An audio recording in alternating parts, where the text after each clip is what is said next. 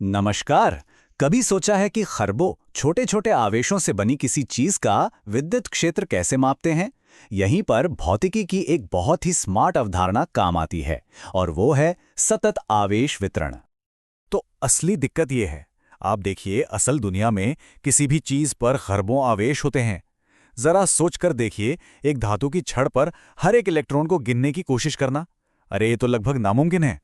तो सवाल ये उठता है कि हम इसका विद्युत क्षेत्र निकालें तो निकालें कैसे? तो इसका समाधान ना एक बहुत ही सरल लेकिन जबरदस्त विचार है। हम हर एक आवेश को अलग अलग देखने के बजाय ये मान लेते हैं कि आवेश एक तरल यानी फ्लूइड की तरह समान रूप से फैला हुआ है। बस ये छोटा सा बदलाव हमारी सारी गणनाओं को इतना आसान बना देता है कि आप सोच भी नहीं सकते। तो चलिए देखते हैं कि आज हम क्या क्या समझने वाले हैं। सबसे पहले देखेंगे कि ये तरीका जरूरी क्यों है। फिर बात करेंगे 3 तरह के आवेश घनत्व की। उसके बाद सीखेंगे विद्युत क्षेत्र की गणना करना और आखिर में सभी जरूरी सूत्रों पर एक नजर डालेंगे। तो सबसे पहला सवाल यही है कि हमें इस नए नजरिए की जरूरत आखिर है क्यों? देखिए, जैसा हमने अभी बात की, एक एक आवेश को गिनना तो व्यावहारिक रूप से संभव नहीं है। इसीलिए हमें एक बेहतर और ज्यादा कारगर तरीके की जरूरत पड़ती है। चलिए, अब आते हैं हमारे मुख्य उपकरण पर, आवेश घनत्व। ये बस ये बताने का एक तरीका है कि किसी वस्तु की लंबाई, क्षेत्रफल या आयतन में आवेश कितना घना है, मतलब कितना जमा हुआ है। तो सबसे पहले बात करते हैं एक विमीय वस्तुओं की, जैसे कोई पतला तार। इसके लिए हम इस्तेमाल करते हैं रेखीय आवेश घनत्व, जिसे हम ग्रीक अक्षर लैम्डा यानी लैम्डा से दिखाते हैं।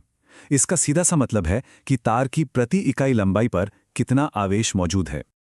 इसे और अच्छे से समझने के लिए सोचिए कि हम तार का एक बहुत ही छोटा सा टुकड़ा डेल्टा एल ले लेते हैं। अब उस नन्हे से टुकड़े के अंदर जो आवेश है वो है डेल्टा क्यू। तो हमारा रेखीय घनत्व लैम्डा क्या हुआ? बस डेल्टा क्यू को डेल्टा एल से भाग दे दीजिए, हो गया। एक फटाफट उदाहरण देखते हैं। मान लीजिए हमारे पास एक 2 मीटर लंबा तार है और उस पर 20 कूलम का कुल आवेश है। तो रेखीय आवेश घनत्व कितना होगा? सीधा है, 20 कूलम को 2 मीटर से भाग दे दो। जवाब आया 10 कूलम प्रति मीटर। ठीक है, अब एक विमा से आगे बढ़कर 2 विमाओं पर चलते हैं, जैसे धातु की कोई पतली चादर। यहां हम इस्तेमाल करते हैं पृष्ठीय आवेश घनत्व, जिसे सिग्मा यानी सिग्मा से दर्शाते हैं।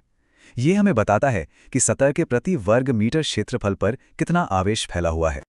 यहाँ भी आप देखेंगे तरीका बिल्कुल वही है। हम सतह का एक छोटा सा हिस्सा लेते हैं जिसे हम डेल्टा एस कहेंगे और उसके अंदर के आवेश यानी डेल्टा क्यू को देखते हैं। तो सिग्मा बस इन दोनों का अनुपात है। इसका भी एक उदाहरण देख लेते हैं। मान लीजिए 4 वर्ग मीटर की एक चादर है जिस पर 20 कूलम का आवेश है। तो पृष्ठीय आवेश घनत्व क्या होगा? बहुत आसान, 20 को 4 से भाग दीजिए और हमें मिला 5 कूलम प्रति वर्ग मीटर। और आखिर में चलिए अब 3 विमाओं की बात करते हैं। जब आवेश किसी वस्तु के पूरे आयतन में फैला हो, जैसे एक ठोस गोले में, तो हम आयतन आवेश घनत्व का उपयोग करते हैं, जिससे हम रो यानी रो कहते हैं। और अब तक तो आप अंदाजा लगा ही चुके होंगे कि आगे क्या होगा, है ना? हम वस्तु के अंदर एक छोटा सा आयतन डेल्टा वी लेंगे और उसमें मौजूद आवेश डेल्टा क्यू को मापेंगे। तो रो क्या हुआ? बिल्कुल सही, डेल्टा क्यू को डेल्टा वी से भाग देने पर जो मिला वही। इसका भी उदाहरण बहुत सीधा है। मान लीजिए 10 घन मीटर के एक गोले में 20 कूलम का आवेश एक जैसा फैला हुआ है। तो आयतन आवेश घनत्व होगा 20 को 10 से भाग दे दीजिए, मतलब 2 कूलम प्रति घन मीटर। तो अब हमारे पास लैम्डा, सिग्मा और रो तीनों हैं, पर इनका इस्तेमाल करके हम अपने असली सवाल का जवाब कैसे दें कि कुल विद्युत क्षेत्र क्या है? इसके लिए हम एक बहुत ही जानी मानी रणनीति अपनाएंगे, डिवाइड एंड कॉन्कर, यानी विभाजित करो और जीतो। ये तरीका ना 3 बहुत ही आसान स्टेप्स में काम करता है। स्टेप 1, पूरी वस्तु को छोटे छोटे आवेश के टुकड़ों में बांट दीजिए।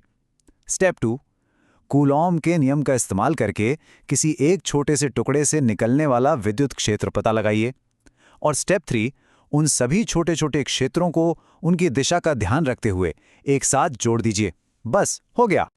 ये रहा वो सूत्र जो हमारी इस पूरी रणनीति को असलियत में बदलता है। अब देखिए, ये असल में कूलॉम का नियम ही है, लेकिन यहाँ पर हम एक बिंदु आवेश की जगह उस छोटे से आवेश के टुकड़े यानी डेल्टा क्यू का इस्तेमाल कर रहे हैं। और याद है ना, डेल्टा क्यू को हम आयतन घनत्व रो और छोटे आयतन डेल्टा वी से निकाल सकते हैं। चलिए इस सूत्र के हर हिस्से को समझते हैं। रो डेल्टा वी, ये तो हो गया हमारा छोटा सा आवेश का टुकड़ा। आर माइनस प्राइम उस टुकड़े से उस बिंदु तक की दूरी है जहां हम क्षेत्र मापना चाहते हैं। और ये आर हैट क्या है? ये बस दिशा है, एक तीर की तरह जो हमारे आवेश के टुकड़े से उस बिंदु की तरफ इशारा करता है। और हाँ, ये दिशा बहुत जरूरी है, क्योंकि याद रखिए विद्युत क्षेत्र एक सदिश है, इसमें मान के साथ साथ दिशा भी होती है। और बस यही है सुपरपोजिशन सिद्धांत का असली जादू। हम बस हर छोटे टुकड़े से आने वाले विद्युत क्षेत्र को एक एक करके जोड़ते जाते हैं। ये इतना जबरदस्त विचार है कि हम इसका इस्तेमाल किसी भी आकार की वस्तु का विद्युत क्षेत्र निकालने के लिए कर सकते हैं। तो चलिए, अब तक हमने जो कुछ भी सीखा है उसे फटाफट एक साथ देख लेते हैं। इसे आप अपनी जरूरी फॉर्मूला शीट समझ सकते हैं। तो ये हैं हमारे 3 घनत्व। रैखिक घनत्व यानी लैम्डा एक लाइन के लिए, पृष्ठीय घनत्व यानी सिग्मा एक सतह के लिए, और आयतन घनत्व यानी रो एक 3D वस्तु के लिए। और ये तीनों ही हमें बताते हैं कि आवेश कितना घना फैला हुआ है। और ये रही हमारी 3 स्टेप वाली गणना। पहला स्टेप, घनत्व का इस्तेमाल करके एक छोटे से आवेश के टुकड़े डेल्टा क्यू का पता लगाइए। दूसरा स्टेप, कूलॉम के नियम से उस टुकड़े का छोटा सा क्षेत्र डेल्टा ई निकालिए। और तीसरा और आखिरी स्टेप, उन सभी छोटे छोटे क्षेत्रों को जोड़कर कुल क्षेत्र ई पता कर लीजिए। जैसा कि स्रोत सामग्री में भी कहा गया है, कूलाम के नियम और अध्यारोपण के सिद्धांत का उपयोग करके किसी भी आवेश वितरण, चाहे वो विविक्त हो या सतत, के लिए विद्युत क्षेत्र निर्धारित किए जा सकते हैं। इसका सीधा सा मतलब यह है कि यह तरीका हमेशा काम करता है, चाहे आवेश कैसे भी फैला हो। तो अब हम आपको एक सवाल के साथ छोड़े जाते हैं। आज हमने जो भी तरीके सीखे हैं उनका इस्तेमाल करके एक अनंत लंबे आवेशित तार का विद्युत क्षेत्र कैसे निकाला जा सकता है, इस पर जरूर सोचिएगा। ये एक बेहतरीन अभ्यास है। आज के लिए इतना ही। धन्यवाद।